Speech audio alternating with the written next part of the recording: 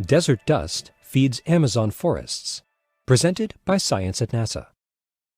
The Sahara Desert is one of the least hospitable climates on Earth.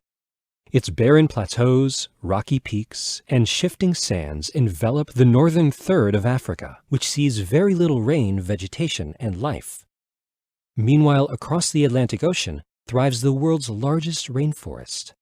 The lush, vibrant Amazon, located in northeast South America, supports a vast network of unparalleled ecological diversity. So what do these seemingly different climates have in common? They are intimately connected by a 10,000-mile-long intermittent atmospheric river of dust. Every year, intense Saharan winds send enormous clouds of dust on a transatlantic journey to the Amazon basin. This dust, much of it originating in an ancient lakebed in Chad, is rich in phosphorus. When it reaches the rainforest, the remains of long-dead organisms of the Sahara provide crucial nutrients to the rainforest's living flora. Phosphorus, which is essential to plant growth, is in short supply in the Amazon. Desert dust dumped into the forest every year helps to diminish this deficit. NASA researchers are studying this dusty link between Amazon and Sahara to understand how it operates and how it might be affected by climate change. We know that dust is very important in many complex ways, says Hongbin Yu, an atmospheric scientist at the University of Maryland, who works at NASA's Goddard Space Flight Center in Greenbelt, Maryland. Dust affects climate, and at the same time, climate change will affect dust. As researchers, he adds, we ask ourselves two basic questions. How much dust is transported?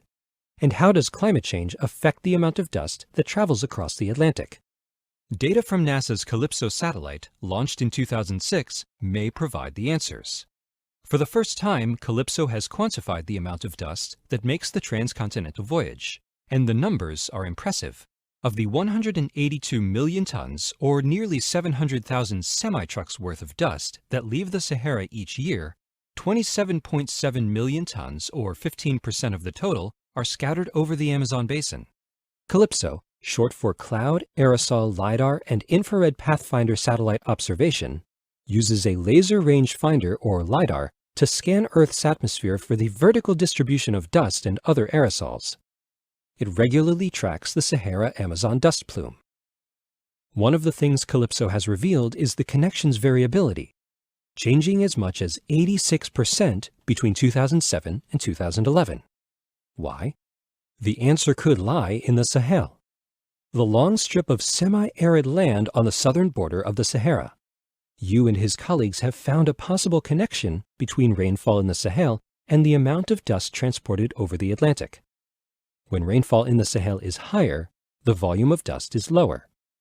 The exact reason behind this correlation is unknown, but Yu has some ideas. It's possible that the increased rainfall could cause more vegetation to grow in the Sahel, thus leaving less sand exposed to powerful winds. Another possibility centers on the wind. The amount of rainfall is correlated with wind patterns that can sweep dust from the Sahara and the Sahel into the upper atmosphere, which is basically a superhighway to the Amazon. Thanks to Calypso's unprecedented 3D observations of atmospheric dust, scientists can begin to create models to predict how the dust may impact climate in the future, and how it nurtures the lush forests of South America today. Creatures of the Amazon, and perhaps around the globe, may want to consider sending the Sahara a thank you. For more news about unexpected connections on Earth and other planets, stay tuned to science.nasa.gov.